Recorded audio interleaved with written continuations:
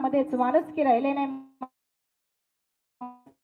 माणूस ऐका, आपल्या लहान मुलांना चांगले संस्कार घडवा, त्यांना चांगलं ज्ञान द्या, कारण आपल्या इकडली तरुण मुलं खूप ज्ञानी आहेत आणि खूप हुशार आहेत। आजकाल आपण बघतो शहराकडे परिस्थिती आहे, तरुण मुलं चांगल्या चांगल्या घराण्यातली पोरं फाटलेले पॅन्टी घालून रस्त्याने फिरतात, पण आपल्या गावाकडची पोरं बघा, अरे आज आपण बघा मामांच्या तळावरती आल्यानंतर बघा तरुण मुलं काय मामांची सेवा करतात, मेंढी माऊलीची सेवा करण्यासाठी, मेंढी माऊलीचं राखण करण्यासाठी आजही बग्यामध्ये बरेच तरुण मंडळी आहेत का, तर देवाची सेवा केल्यानंतर देव आपल्यावरती उपकार केल्याशिवाय राहणार नाही, देव आपल्याला त्या सेवेचं फळ दिल्याशिवाय राहणार नाही। मग आपल्या गावाकडची तरुण मुलं तरुण मंडळी खूप हुशार आहे, खूप ज्ञानी आहे की मामांची सेवा करतात। या ठिकाणी या तरुण मंडळी या ठिकाणी किती सेवा करतात आणि मामांच्या बग्यावरती ही पाहिल्यानंतर तरुण मुलं असतील ती एवढी मेंढी माऊलीची सेवा करतात, मेंढी माऊलीची राखण करतात। आपल्या खेडेगावातलंही बरं आहे, पण शहराकडे गेल्यानंतर फार अवघड आहे। चांगल्या चांगल्या घराण्यातली पोरं फाटलेल्या पॅन्टी घालून फिरतात, ही आपली संस्कृती का? बसलेले आहे का संस्कृती? एकाला विचारलं मिशी का काढली, एकाला विचारलं दाढी का वाढली, एकाला विचारलं पॅन्ट का फाडली, आणि काय सांगू दादा फॅशन वाढली, सगळी फॅशन वाढली, सगळा काळ बदलला। पूर्वीची संस्कृती कशी होती? पूर्वी जंगलामध्ये मेंढरांचा वाडा होता आणि विहिरीवरती सुंदर नाडा होता आणि खोट बोलणाऱ्याला जोडा होता।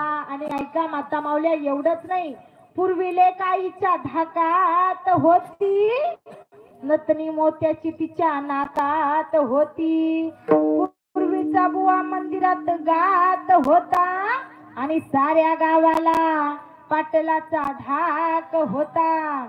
ओय पाटील, तिथं नाही ना कोण पाटील, इथल्या पाटलांचं सांगत नाही, पूर्वीच्या पाटलांचं सांगते। पूर्वी काय असायचं? पाटील म्हणाल ती पूर्व दिशा असायची, पण आता सगळा काळ बदलला, सगळी संस्कृती बदलली। मग आपण आपली आई जशी आपल्या लेकराला आपल्या मुलांना सांभाळते, तसे संत महात्मे धेनू गाय नुकतीच प्रसूत झाली आपल्या पिल्लाला आपल्या वासराला जशी सांभाळते, तसे संत महात्मे आपल्या भक्तांना सांभाळतात। अभंगाच्या शेवटच्या चिन्ह तुका म्हणे